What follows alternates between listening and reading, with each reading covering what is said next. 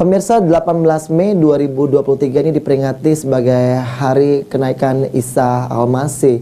Lalu Gereja Katolik Hati Kudus Jalan Kolonel Atmo Palembang melakukan sejumlah persiapan untuk menjelang peringatan kenaikan Isa Al-Masih. Seperti apa? Berikut liputannya untuk Anda.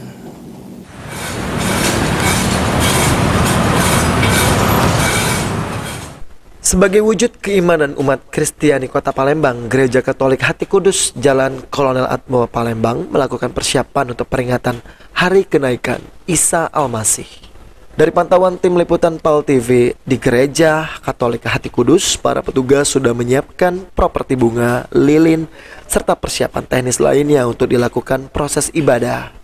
Terlihat beberapa petugas sedang melakukan latihan di gereja untuk keberlangsungan acara yang akan dimulai pada pukul 17.30 waktu Indonesia Barat sampai dengan selesai.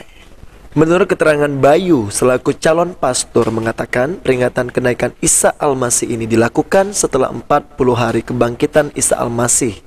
Gereja Katolik Hati Kudus ini mampu menampung 500 jamaah Kristiani untuk melakukan ibadah di dalamnya.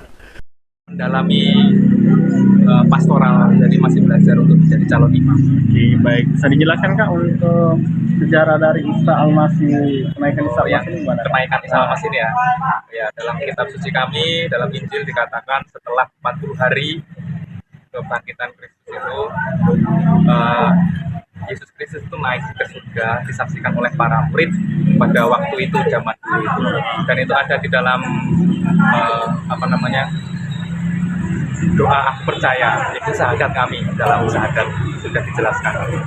Oke, baik. Kak, nah di hari Isa Al-Masih ini Kak, kenaikan ini ada rangkaian acara apa Kak?